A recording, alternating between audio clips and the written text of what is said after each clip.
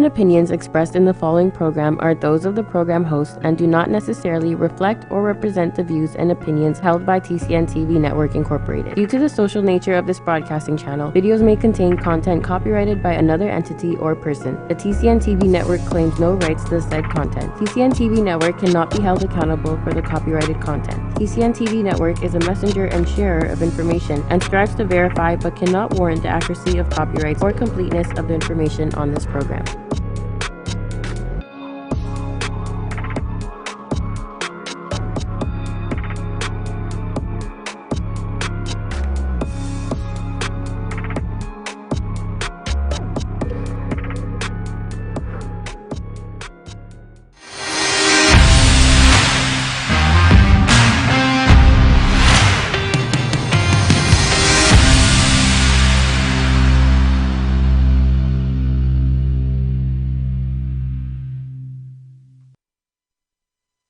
Good morning, everybody. Welcome to the Daily Reel. I'm your host, Andrew Perry. We're live broadcasting from the TCN studios here in Brampton, Ontario.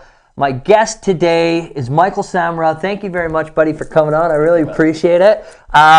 You know what, guys? If you're tuning in and you've been, struggling with online leads, or maybe you've been, thinking about how to increase your sales by picking up the phone book and making some cold calls, then you're in luck because you've tuned in on an awesome episode packed with value and content to help you succeed. But before we go into all that, I like to get to know our guests, get to know their story, figure out where they came from and how they got to where they are today. So Michael, thank you very much for coming on the show. So you're a realtor, right? Where are you based out of? So Vaughan. Vaughn, right? Yeah. Okay, cool. Out of there. Yeah, and so right now we met on Facebook, right? We did. Right, On Facebook. right, yeah. Yeah, just a couple mutual friends and people that we know. Yeah. And so you run not only your Facebook page for your business, but you also have a Facebook group, right? Helping other realtors. Yeah. How did that start? Was it just an idea to? Yeah. You mentioned off air that it was just to kind of watch yourself. Yeah, so I cold call a lot. Yeah. So what I was taught a long time ago is to film myself, watch, and then critique myself after, right? So that's a huge thing with regards to, getting better at your craft. Yeah. So, I mean, we used to do that all the time. I bring up LA Fitness a lot on the show, and, it's I had a really great time there, and they've really set the foundation for my own sales skills. And what we were taught was to always record it, and then listen to yourself on the way to work or on the way home. But anyways, where did you grow up? I grew up Before in we get into Rexdale. that whole thing, I in grew up Rexdale, right? That's so what you were Rexdale, mentioning. You still have family there, right? Yep, my parents still live there, so yeah. Okay, so talk to the audience a little bit about your story. Where did you begin? So yeah, I went to school there, went to high school. I really wanted to become a dentist. Really? I really wanted to do, so I ended up in a co-op program. I worked at a dental office, actually became like an unlicensed dental assistant for Really? 3-4 years. What? So yeah, I was really good at it. One of the dentists kind of took me under their wing. Went to university, decided I want to get into dentistry, and realized that I don't have the grades to get to dental school. Wow. So. Well, you know what? It's I don't know, a good dental assistant or a hygienist, they make the experience so much better. Like I've been to the dentist like 5 times in the last 6 months or so. And this new dentist, shout out to Linwell Dental, St. Catharines, they've been working on my teeth and they're amazing. Yeah. Sorry, that's my little tidbit. So yeah, go on. So Ryerson University, right? Yep. Yeah. University. So went there to decide I didn't have the grades at all. Yeah. It was never going to make it as a dentist. I could probably do a feeling better than any dental student at that point in time. Yeah. But then just had to pivot. So decided to get into business. Went to Ryerson a bit. Took some business courses. Worked in the corporate world, kind of working towards an HR degree. Yep. Worked for Nortel Networks, a couple of big companies. Wow. Then I decided I don't want to be in the corporate world. Yeah. Big burly guy. I should get into construction. Right? That's where I should be, is in construction. So one of my good buddies was a commercial plumber. So he was with Local 46. Shout out to Local 46. Yeah. Plumbers and Steamfitters Union. So applied there, got into there, and started working as a plumber. And I did some pretty big projects. Gorey Power Plant, I did that. Really? Yonge and Dundas Square, where City TV is, I did that building from the ground up. BMO Field. Holy smokes. So I did some really cool stuff, but you have that epiphany that everybody kind of thinks of is that I was on a lift up at Yonge and Dundas, and I thought to myself, like, I don't want to be 50, 60 years old. Oh my God, yeah. Right? I don't want to do that. I don't want to do this when I'm older. It's kind of nice for now. Yeah. And decided, you know what, I'm going to quit my job. So my wife was not pregnant, actually. We had our son. Oh, okay. So you and I have a very similar story. Yeah. Go on. So it was the best time to quit your job. And right? Yeah, exactly. Timing was perfect. Everybody always says, guys, if you're tuning in, everybody always says, well, no, I can't now. My wife's pregnant. I could never leave my job. Oh, my son is, a year old. I can't. He's just too young. Oh, my son's going into university. I can't quit my job. And then next thing you know, you're dead. There you go. And there's no time left for you or any of the things that you wanted to do. So again, go ahead. No worries. So I was like, okay. And my wife's like, hey, you're gonna do it. We'll figure something out. Right? Walk me through that feeling, because I mean, sometimes when I have guests on, they have a similar story. We kind of jump past that feeling that you get, and I want my audience to be able to relate. So I mean, how did you get past, all the voices in your head saying, "Don't quit this full-time job"? It was tough because my wife was on mat leave, so her company didn't even top her up. So she was just on like regular EI. So money was tight. It was not like the best situation to quit. So you had that one side saying you have income coming in, keep on doing what you're doing. Then you have the other side just telling you like, this is not you. This is that not fire that's really behind everyone's heart and soul. I truly believe that. And passion, right? So my wife was definitely supportive as much as it was scary. So literally I quit my job. I was not employed, had a newborn at home, struggling with the newborn because your first kid is always crazy. Oh no, it's fine. You get tons of sleep. Tons of sleep. Right? Yeah, exactly, for sure. You're sterilizing pacifiers. You got like my parents came over, like everything was sterilized in the second one. And then you drop it on the floor, and you're like 3-second rule. That's it. No, just joking. All right, and then so you had a supportive family, which is great. Definitely. Right. So obviously, did you know that you wanted to get into prospecting and cold calling? No. Because I mean, that's like, okay, I've got this amazing job where we're doing all these big buildings. I think I'm going to quit my job and just pick up a phone book and start cold calling. So what was your initial thoughts? Was real estate your first choice? Did you just think you wanted to run a business? I wanted to get into real estate. I always wanted to get into real estate, but there was that time between taking my courses and to when you actually get your license. So that time in between, I still had to create some type of income, figure something out. Yeah. And it's funny how things work out. I decided, you know what? I think a good cash business to get into is vending machines. So I said, I'm going to set up a couple of vending machines. My uncle owned a bakery, so I said, can I put a pop and a snack machine there? And then you start going on Kijiji, right? So I'm looking for machines, and it's just funny how you network with people. So I ended up meeting a guy. He still is a York Region cop. His name is Stu, and I met him through this whole Kijiji stuff, and we started becoming vending brokers. Wow. So started setting up vending locations and selling the routes to people. Yeah. And the highest route we sold was like a $90,000 route. Oh, so I started doing that. So that was basically supplementing me. And it wasn't easy, and it was tough, and it was, depositing money for your mortgage the night before to make sure things go through. Scary. It's scary.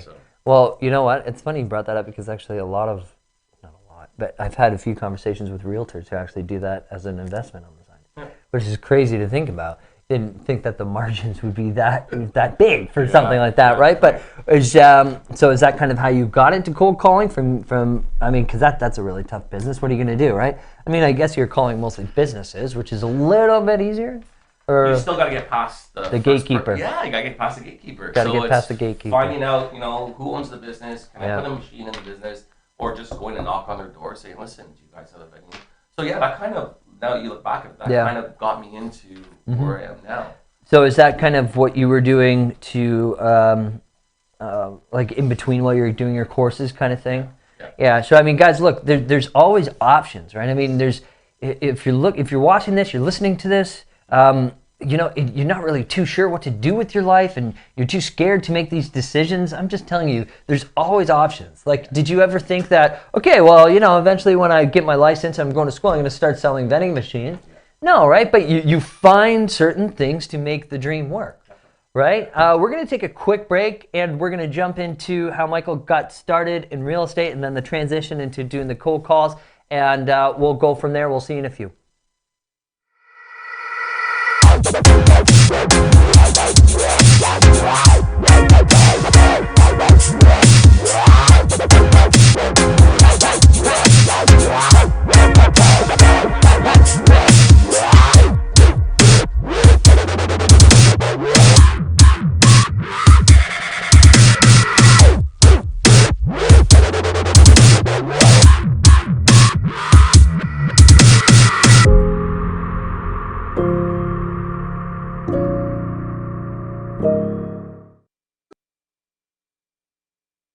With so many newspapers within the community, it's sometimes hard to tell what separates us from the rest. Most of the time, they all brag about the same thing. You know, the large circulations, tons of online views, and it can go on and on.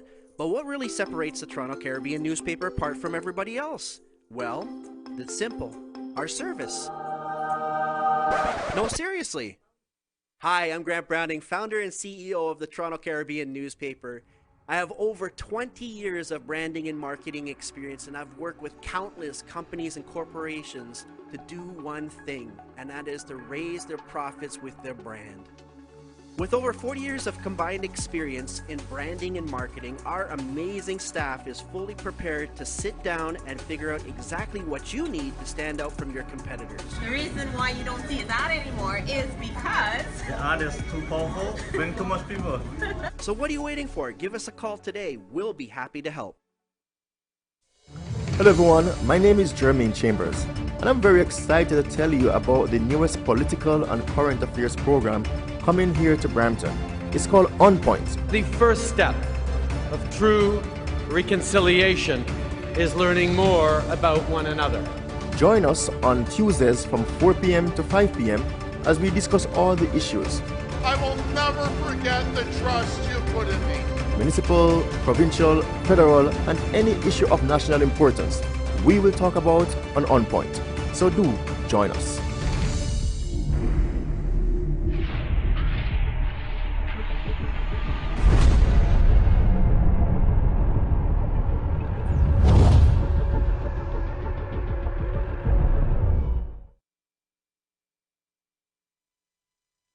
And we're back. Thank you guys for sticking with us.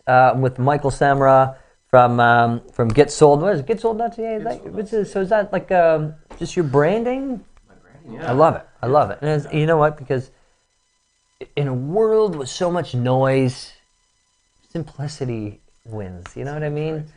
Right? So thank you very much for coming on the show. We were just kind of talking about how you got started. And, you know, guys, it's everybody who started a business or, you know, they're you know, going out on that entrepreneurial journey, I guess you could say. There's always a story of where they got started and how they got started. And never in my experience anyways, is it an easy one, or did it not scare the people? So if you're tuning in, I'm going to say it again. If you've always wanted to do something, just go out and do it. You'll find ways to supplement your income. You'll find ways to make it work. So now that I've got that off my chest, Michael, let's. So you've got your license now, yes. Right? You've been cold calling when you were selling vending machines, calling businesses. Now, how did you've got your license. Walk us through, you know, your first few weeks, first few months. My license, that's it, and cashed in, right? It's all done. That's how it works. That's it. You get your license. You get your license, and along with it is a check for $1 million. Yeah, and the key to the C300. Yeah. No, it was tough. It was so tough. Like, I got my license, and then it's like, okay, what the hell do I do now? Like, I don't know. Like, I have no family that live in Toronto. Yeah. My friends have all kind of either bought or are in no position to buy. Yeah. So again, but you don't need a spear, guys. You don't need a spear. It helps, but you don't need one. Definitely. So it's like, okay, well, again, I have now a son at home, a wife. I need to pay for shit, right? Yeah. So I need to get stuff done. Got to pay for that milk, yeah? Yeah. So it's like, okay, so what do? So my very first deal, luckily, came from one of my vending guys. He was he worked for a big construction company. They redid a church in High Park, and they made it into condos. So he says, when you get your license, I'll let you sell this condo. Yeah. Oh, geez. So I ended up selling it, which was amazing. That was biggest, his name was Mauro Galati, and I thank him to this day for giving my first deal. Yeah. But then after that, it's like, okay, like, what's next? Yep. So I started, again, going back to what I knew, which was Kijiji.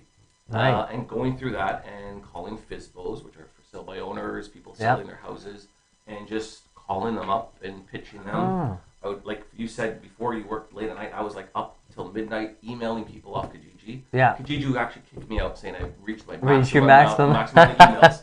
Right? So I would be doing that every single night, just plowing away. And the evolution of it all is that you start to do that in mass production. Yep. You're very crappy at it. And then you start to hone your craft. Right. So you start to now, okay, well, why am I not getting these appointments, or how come I can't pitch these people properly? And you start to see, coaching, or starting to get better at what you do. And over time, I started to understand how to talk to people, right? What to say, how to either control the conversation or get the answers I need to get from them. And it slowly built up over calling people from Kijiji to calling people in a certain area to then bringing in a dialer and doing all this other stuff and evolving. Yeah. So did you do any coaching, or is just YouTube coaching? I did lots of coaching. I did with all of them, like Ferry, Buffini, Robbins, Kathleen Black, all of them, right? They were all fantastic, and I refer to it as like if you watch my Instagram, my wife made a stew last night, and as I was driving here, I'm like, you know what, real estate's like a stew. It's literally like a stew. It's basically adding a little bit of this, a little bit of that, a little bit of that, and then after you simmer it, you have to go back and taste it and re-season it again. Right. So as a realtor, you always got to be re-seasoning yourself to a certain degree. That's right. Because, and I started a team probably this time last year, and although we were feeding them many leads a day from Agent Locator, shout out to Otto, but they basically thought that the lead gen aspect was 100% of their business, when really it makes up about 20 or 30, 20%, right? So it's important. You have to have all these different aspects of your business to kind of, like a stew, like a melting pot, to call complement each other. You got to cast a net, a big wide net. You can't just rely on just one little thing, right? Right. And so did you do any like specific cold calling courses or things like that? So the one guy that I got to coach me, and he coached me for about 3 months. He's an agent from Boston, Massachusetts. Okay. He's huge. Not Brian Moses. Derek Lipsky. Okay. So Derek Lipsky. Shout out to Derek. He coached me for about 3 months. This guy was an avid cold caller. He's got like YouTube videos out of 20-minute expired conversions and stuff like that. And he literally kicked my ass on those coaching calls to literally, how to say it, what to say. This is how you're going to phrase this. And those 3 months were probably the most pivotal time where I actually catapulted the way I was able to talk to people. Right. So how do you hear all the time that, Canada is different from the States. They don't, they're not as susceptible to cold calling. And, even nowadays, everybody has a realtor. Everybody buys online. Is that true in your mind? No. 60% of my business comes from that phone call. Wow. That's insane, 60%. Now, I cold call, I farm the area. Right. So I flyer it as well. They see my sign. So there's a little bit of presence. Yeah. So there you go. It's all about the what we were just talking about, complementing each avenue of your business. So you're farming, and then you hit them with the call, and then a follow up with a letter. Do you do their address specifically, or is it more of just like you're going to farm the whole area? Yeah. So I have different areas that I'm calling. Yeah. So let's say this morning I want to call this area. If I don't get a good response rate, maybe I'll switch to a different little area. Yeah. But I definitely follow up with them, and follow up is the biggest thing for this. So a lot of people think because I make a phone call, I'm going over the sign papers list of house. Yeah. It doesn't work that way. Yeah. Right? It's a consistent follow up, and again, shout out to Otto because I use Agent Locator. Yep. I'm able to leverage my time, and that's a word I learned from Kathleen, which Yes. you had on. Is leveraging. Leverage. So when I'm sleeping, this system is literally emailing people, keeping in contact with them for me, and that way when I call them back for that next call, Yeah. oh, Mike, I got your emails, thanks so much, or I see the souls or whatever. So it's allowing me to maintain that relationship with somebody. Right. And I had people in my database that are 1 year, 2 years old. Yes. And eventually call you, Mike, yeah, I'm ready, come on over. And it's like, oh, this is awesome. Yeah, that's the thing about Agent Locator. It comes with a CRM as well, so it is a lead generation tool. It's a website company. It's a CRM. They've got a beautiful CRM. I love it. But you've got all these leads that have been there for 1 year, 2 years, 3 years. But that does not mean that lead is in any way dead. Unless they had bought a house.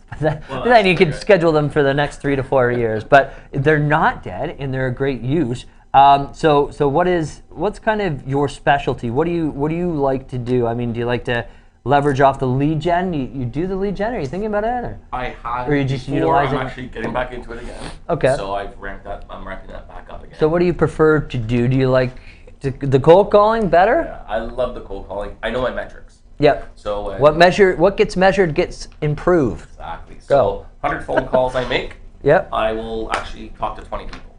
Wow. Those are my facts. Out of those 20 people, 3 to 4 people, I'll get to add them to my database. So they'll be somewhat interested. They'll give me their email address, maybe follow up with them in the springtime. And out of those 3 to 4, roughly, I get about 25% of an appointment from that person. Right. So my metrics are pretty good in the aspect of that. So. Well, see, that's another big thing, right? A lot of people don't know, and a lot of people always reach out to me. It's like, hey, how's your experience with Agent Locator? How do you like the lead gen? I don't do any cold calling, so I've never been asked about that aspect. But how do you like? How many leads did you get from your advertising with Homes and Land? And what I tell everybody is that it's not about the leads that you're getting in as a direct response. I mean, if you're not doing anything with these tools, so if you're not following up, if you're not trying, it's a numbers game, and that's what it is. And if you're not taking the time to invest in yourself and your skills and the actual time it takes, so are you doing 100 calls a day, or are you doing more? For me, yeah, no, I'll do I try to fit in about a 2 to 3 hour session. Yeah. So those just 2 to 3 hammer. hours, well, it's a dialer. Right. So I don't do it. Right. I just push start and it'll go through the numbers for me. Okay. So I'll get about 300 calls when I do my sessions. Okay. I'll add maybe about 8 people. And there's some people, so the area that I call, not everyone has email. Yeah. So I also have I have a piece of paper next to me that I'll send them a letter. So I'll send them a nice little letter saying, if you need any help in the future or an evaluation. Yeah. So I'll send that off to them as well. So it's just another facet of follow-up, right? Well, which is incredibly important, because I mean, a lot of people who even get started in the cold calling, they're not only they might do 200-300 calls, but if you're not following up, it basically means nothing, because there's everybody, like, come on, I get 1,000 calls a day, Exactly. 1,000 calls a day, and it's I don't know, it's just one of those things that I don't want to take any time out of my day, because I'm just getting a cold call, right? Like, how easy is it, right? But then I'll get a follow-up from our company like that has just a simple email, and then it makes me even, okay, all right, what, maybe, because when you pick up the phone, sometimes you're not paying attention at all, regardless, right? So then when you follow up with an email, it triggers something where you're like, okay, maybe I should look into this a little bit more. We're going to take a short break, and we're going to talk about the tools that Michael uses. We're going to get to know how your thoughts on how others can get started in cold calling, and then we'll go from there. We'll see you soon. At Benjamin Law, we understand the real cost of personal injuries. As the victim of an accident, you may be the one who's physically hurt, but your main concern is that your family are the ones who will pay the price. Benjamin Law will be there for you, helping, supporting, and working tirelessly to resolve your personal injury case. Call 1-855-899-4878 or visit benjaminlaw.ca and let our family of lawyers help your family.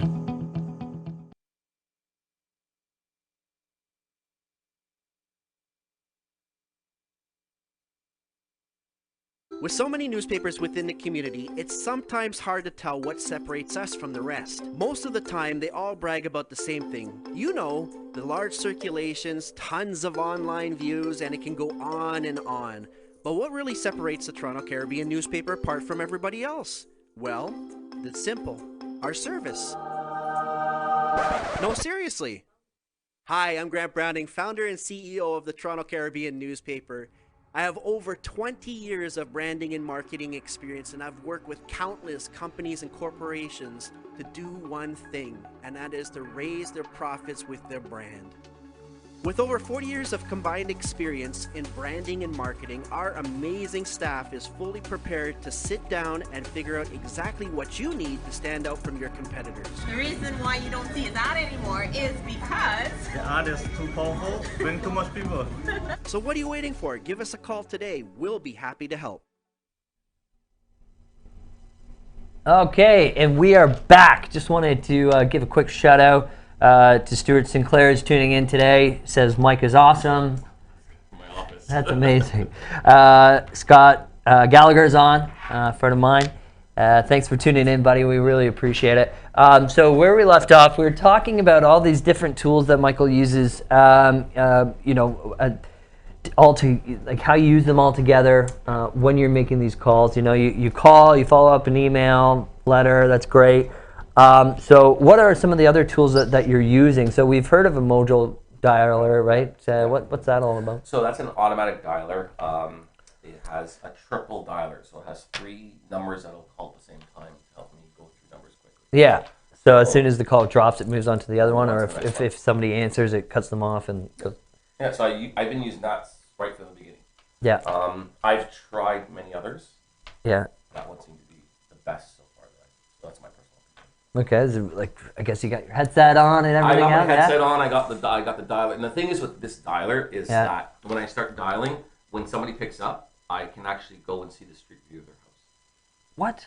Yeah. Wow. So I can, when they pick up, Andrew Perry picks up, I can see the front of your house, and when I'm talking to that person, I can now relate to their house. Ah, so you wow, have that's one, very you have the interesting. story and a half of that one car. Garage, Yeah, right? as opposed to like click, click, click, trying to scramble and do it on the matrix or. I always want to be the smartest guy on that phone call. Yes, I want absolutely. To know most of the information I can. So what's the most important aspect of cold calling and getting information out of people? Like, walk us through those kind of steps. What are the questions that you ask? Demeanor.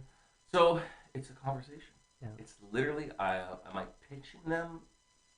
I am pitching them, right. But I'm doing it in a conversational manner. So the way my whole conversation starts is asking for that person. So if a man picks up, I'll say, is Mr. Perry there? Yeah. If a woman picks up, is Mrs. Perry there? Yeah. Oh, hi, it's Mike Samrah calling. Just how are you doing this morning? I'm doing okay. I'll always ask that. And again, some coaches will say, don't even ask that. That's not. I'm trying to build a rapport with somebody. Yeah. So if I'm trying to build a rapport, I need to have somewhat of a genuine conversation with them. So how are you doing? I'm good. Well, it's Mike Samrah, the realtor calling. Just calling to see if there was any interest in selling your house this year. Simple as that. Or interest in selling your house on Riverdale this year. Yeah. Oh, well. And then that's where the juice comes. That's where you have to listen. So is there a hesitation? Is there, no, I'm not leaving here unless they take me out feet first. Yeah. Here all the time. We're in a pine box, right? Yeah. Okay, well, hope that's not for a while. But then you listen. So if there's a hesitation, I'll press. Right? Well, no, not really. Oh, okay. Are you looking at maybe next year? So I'll ask the question again, pose it differently, but I'll try to ask that question 2 or 3 times if I can during that conversation. Right. Because again, you go into a jean store and the lady comes up to you and says, "Do you need help with your jeans?" Nope. And then literally 5 minutes later, you go, "Oh, do you have this in the size?" Yeah. It's the exact same thing, right? Right, because people want to buy, but they don't want to be sold, right? Exactly. .ca. So that's basically it. So then at that point in time, they've either raised their hand to a certain degree, they showed some type of interest. So now it's just proceeding on. So okay, well, if you plan to move, where are you guys moving to? You're downsizing, you're upsizing, you've been out of the city, and then you'd be surprised about how much people open up to you. Right. And how much information they will release to you once they feel somewhat comfortable. I've had people tell me their whole life stories too. They're getting divorced, or this is happening. I love my house. I don't love my house. It's pretty amazing. Yeah. Well, you know what? Because when I was with LA Fitness, we do 1 to 150, even 200 calls a day. And I was always like super high energy, like, "Hey, how's it going today?" But it's different because it's not necessarily a cold call. I've gotten those numbers from a guest path or an event somewhere. So I never ask, "Hey, is Mr. Perry there?" It's like, "Hey, Mr. Perry, how are you?" But in cold calling, that might not be something that. No, because Right? now If the you, high energy is just a little off-putting, or. well, the thing is too is that you're calling somebody from a gym, so you have to be high energy because that's what you want to attract to get them excited. When you're calling for a person who wants to sell their house, you've got to match their intensity. You got to match their tonality. You got to match their speed to a certain degree. Yeah. So when I'm talking to maybe an elderly person, I'm not going to talk all high. I'm going to talk slower, a little bit louder, and a little more clear. What did you say? Yeah, exactly. It's like, oh my god, can't hear a thing. So I will match their tonality. Okay. Now, again, videotaping myself, I'm a quick talker. Always been a quick talker, and I'm an excited person. So that helps me tune that back sometimes. So when I go look at a conversation, I'm like, oh man, you know, that older lady, I should have slowed it down a bit. I should have talked it. So when you match somebody's tonality or you mirror them, subconsciously they connect with you. Mm-hmm. It's weird how that works, but subconsciously that person feels that there's a connection there. Mm-hmm. And that's just that little part of that cold call. So how do you save building a connection or creating a rapport or a relationship with somebody who has a lot of objections? Because, I mean, obviously, if there's one objection, I don't think you're hanging up the phone right away, right? No. So it's, again, through my training. So I always explain it to people. It's almost like a family tree. I'm always controlling the conversation, and I know exactly where it's going to go. So no matter what you say, I know what the next question is to follow up and bring you back to where you need to, right? So, you know, well, okay, can I come over tomorrow at 7 o'clock to the house you're interested in selling? Well, I need to talk to my wife first. Okay. So most people say, okay, well, I'll call you back. Yeah. You just lost that person because as soon as you call them back, no, we're not interested. Yeah. So the objection to that would be is that, okay, well, I'm in the area tomorrow. I have to go actually drop off some files to another house that I'm going to be listing shortly. Why don't I pencil you in for tomorrow at 7? Talk to your wife because I know you need to speak to her first. And if it's not going to work, you may call back. Yeah. But otherwise, I'll see you tomorrow at 7. Yeah. So I kind of pushed my way through that appointment, and the person would say, okay, that sounds fair. I'll talk to my wife about that. Yeah. Because, I mean, is it mostly sellers that you're calling? It mostly is. Right? I'm calling people's houses. Because you're calling their houses, right? Exactly. Not their cell phone. Because you can't call people's cell phones. You can't get those access to those numbers in Canada, right? No, we can't. Okay, so you're calling people's houses, and so let's just say that you've got a really stubborn person. How are you handling that conversation? So there's I understand you're prepared, right, with your Yeah. family tree, But then there's that fine line that you don't want to cross. yeah, So I can be really, really pushy, and that person's going to hate me, and then there's no because you point. still have your farming area, you still have billboards or whatever, right? All that You don't stuff want to shoot there. yourself in the foot. Exactly. So again, do I push as hard as I should push? Sometimes probably not, Yeah. because I want to maintain that friendly relationship. So that's where the follow up is huge. So we'll call you back. We're really not interested right now. Or they're kind of okay, and I'll push a couple, 2 or 3 times to that question, and then I'll put them in my system, or I'll send them a letter, and I'll keep a follow up. Yeah. And that follow up, and I had my last sale that I did in August. Those people hired me because I was not in their face all the time. Right. They said, Mike, we had about 100 agents call us and email us. You were the only one that wasn't down our throats, and we liked your approach. And come on over So you're cold calling people, and you're still getting praise because you weren't the one bugging them. I love that. That's insane. That's got to take a lot of practice to achieve something like that. And are you calling and saying, hey, are you interested in selling your house, or is it more of like, hey, are you interested in knowing what your house is worth? So no, I don't even get to that point. Okay. I don't like people call circle prospecting. Oh, I have a house for sale that has 4 bedrooms. Like, no, I'm not. I'm asking if there's any interest in you selling your house. I'm getting straight to the point. Yep. I'm being honest about it, and you're answering yes or no, or maybe, or whatnot.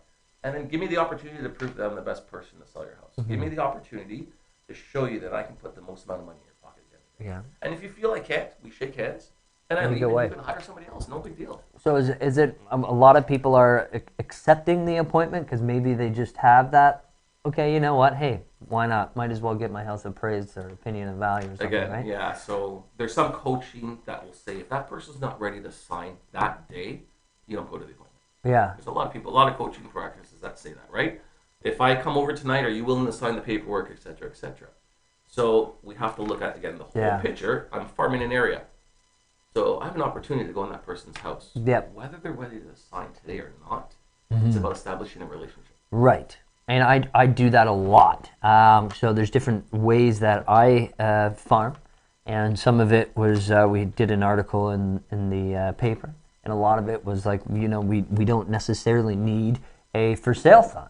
You know what I mean? Because in Niagara-on-the-Lake, you've got buyers from all over the world, right? And they're not necessarily available to come for showings because they don't live here or something like that, right? So, I mean, the foot traffic in Niagara-on-the-Lake is great, but you shouldn't be using just one tool. And so that's how I get my foot in the door. And then I never ask, are you ready? If the opportunity came that you like me and appreciate what I can offer, are you willing to sign the paperwork today?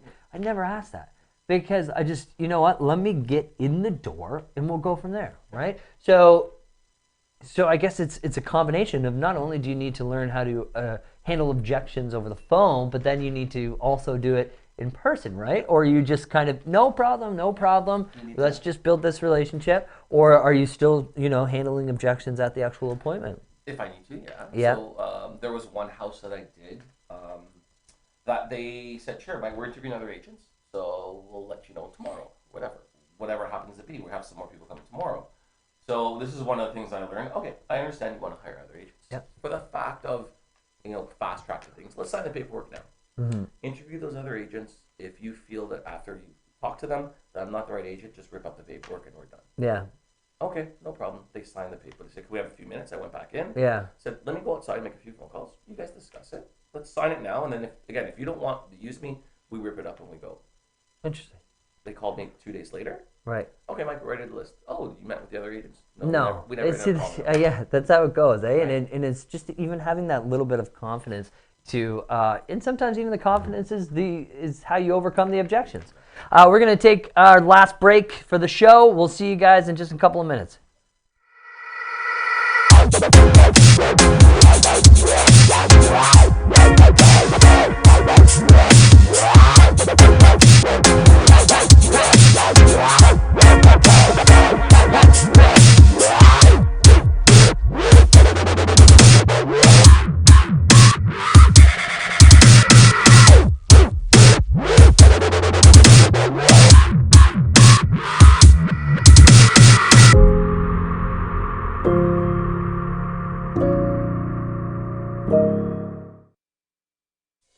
Hello everyone, my name is Jermaine Chambers, and I'm very excited to tell you about the newest political and current affairs program coming here to Brampton. It's called On Point. The first step of true reconciliation is learning more about one another. Join us on Tuesdays from 4 p.m. to 5 p.m. as we discuss all the issues. I will never forget the trust you put in me. Municipal, provincial, federal, and any issue of national importance, we will talk about on Point.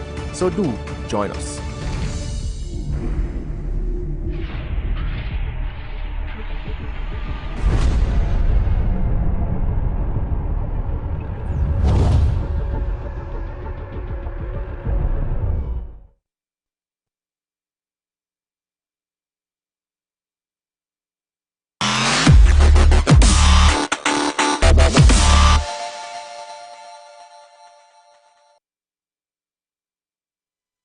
And we're back. Thanks for sticking with us. I'm here with my guest, Michael Samrah, the prospecting ninja, the cold calling.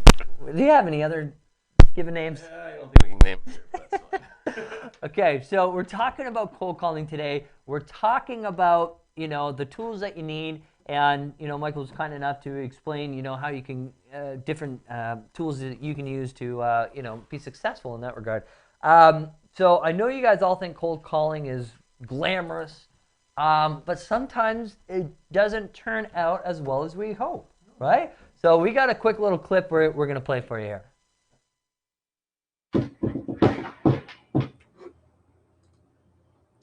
I drank too much coffee. And I can't stop this session now, so I'm gonna grin and bear it. All right, let's keep on going. So 562. Hello? Hello. Hi, Mr. Tar. Who's this? It's Michael Samrah, the real estate agent. How are you? Michael what? The real estate agent, Mike Samrah. I didn't know you. No, I know. I'm the real estate. Are you looking to sell the house on Allenby this year? No. Okay, thank you so much.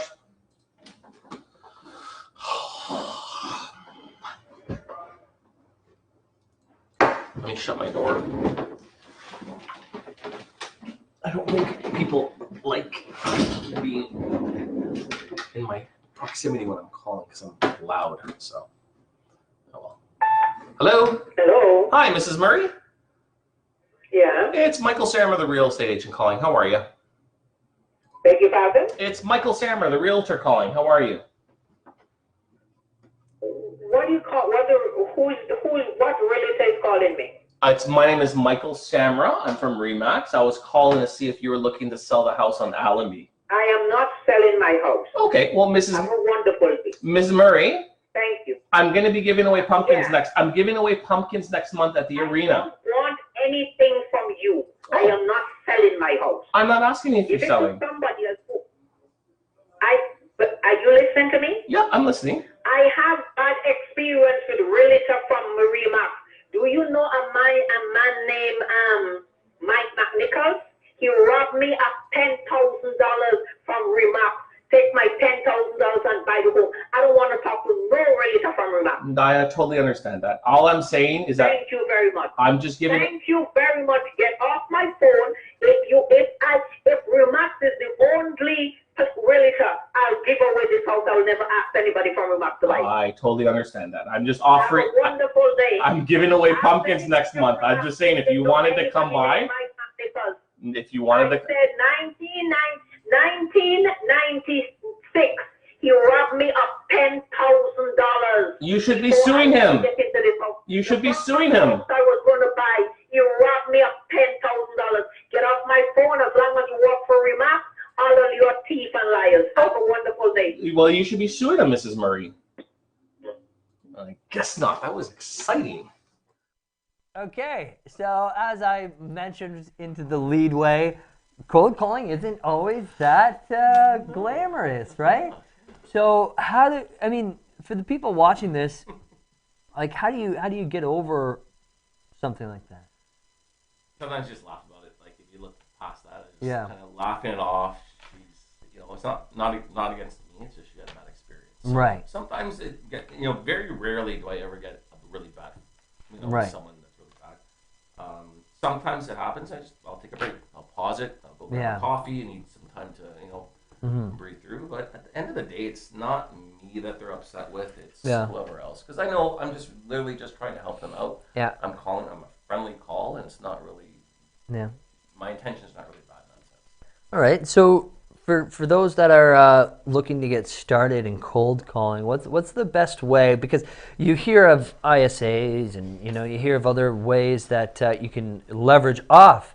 But for a new agent, that might not be cost efficient. And also, in my personal opinion, and if you have an ISA, this is just my personal opinion, they would have to be somebody that knows you fairly well. Because I would hate, especially if you have a team, I would hate to pair you up with somebody who isn't going to work, right? So being able to control that because you know yourself, right? That's a huge advantage. Yeah. But what do you think if somebody's looking to get started from the very beginning in cold calling? What should they do? Start calling. Yeah, just pick up the phone and try. People overthink things all the time. I have so many people that come to me saying, "Oh, Mike, I'm going to start to do this," and that's great. But start. Right? The only way that you're going to get better at something is by doing it and failing and understanding what you're doing wrong and then correct it. That's really what's going to happen. But most people don't want to do it because they think, I need to be really good at this before I do it. Right. We will play hockey. We weren't great when we first started skating. We had to practice it. We had to fall a whole bunch of times. Yep. Get back up and slowly, get better at it. So, yeah. So even if you're scared that one phone call. That one, that one, call. That one person that answers, it doesn't necessarily. I know it's hard to get over the fact that call could be a $10,000 paycheck, right? But the important thing is that you do need the experience, and don't worry if you're bad at it because you take that experience and you learn. You only learn from calling, right? and just going through it. But I mean, you should be recording yourself as well and potentially picking up a coach, right? Definitely, yeah. If you can pick up a coach, find somebody that can help you out. And maybe cold calling is just part of your agenda. It's part of your repertoire. Maybe it's not cold calling. Maybe it's just door knocking. Maybe it's, whatever else it happens to be. But the major thing is to get good at your craft, which is your sales. Yeah. So understanding what sales are, understanding who your clientele is, understanding objections that you will encounter. Because if you don't know what objections you're going to encounter, you won't know how to handle them. Right. And that's the biggest part of why people don't want to call. Yeah. Is what happens when they say this, I don't know how to respond. Right. But if you have all the tools and you know how to respond, then that conversation will be easier. Yeah. Whether it's in person or whether it's on the phone, because you're going to get those same objections in person. Totally agreeable. Right? So it's honing your craft at the end of the day. It's making sure that you have all the tools, you know how to handle all those different objections. And then whether you're in person or on the phone, it's a walk in the park. Right. And so do you, highly advise accompanying all those cold calling campaigns with a farming follow-up, or where should they start if they don't have the budget? Maybe just emails, handwritten letters? Yeah, like when I started, I didn't have the budget, so calling the person. I have a dialer, which definitely is an added expense, but literally I was starting just by going through the phone book and calling, and then writing that person's name down, giving them a letter, maybe going by their house. I remember talking to a lady. I listed her house, but she's going for an operation on her wrist or something, and the next day I went by and just dropped off flowers. Just saying, hope you're well. Just a genuine thought. Just hope you're feeling well. So it's just, again, it's that follow up, and it's just being conscious of everything that's happening around, right? So. Well, today's opened my eyes because I do all these different things in my business to help get leads, retain leads, nurture my existing database, but I never considered cold calling as one of those added tools that I have in my box. But I think from talking to you today, it seems like it's virtually the same thing that I'm doing right now for all the people that I meet on a daily basis, except the actual phone calling for the new clients. So thank you very much, Michael, for coming on the show. I want to do a little bit of a plug for you. So where can people find you? Facebook, Instagram, YouTube? Yeah, let me know. Getsold.ca is basically my marketing. So you can find me on Facebook, Instagram, and getsold.ca, right? And then if you're in sales and you're looking to kind of maybe brush up or ask questions, I have a Facebook group called Prospecting Ninjas. Join that group. Yeah, feel free to. I usually post my live calls on there once or twice a week. Yep. Other stuff is in there. You can ask questions and actually see me live cold call, because definitely not always glamorous. It's a lot of downtime, but it's those nuggets of good phone calls that are definitely worth it. Yeah, I'm in the group as well. So I've been I don't know, man. I just got to get the cojones to do it. You know what I mean? It's also it's a time thing too, because if you want to be successful at it, you do have to dedicate a lot of time, right? Well, yeah, you gotta get good at it. Absolutely. Okay, Mike. Appreciate it, buddy. Really appreciate it. Thank you guys for tuning in to another episode of the Daily Reel. We will be back same time live here at the MyTCN Studios in Brampton on their YouTube channel at MyTCN TV, as well as their Facebook. So we will see you next week. Thank you very much.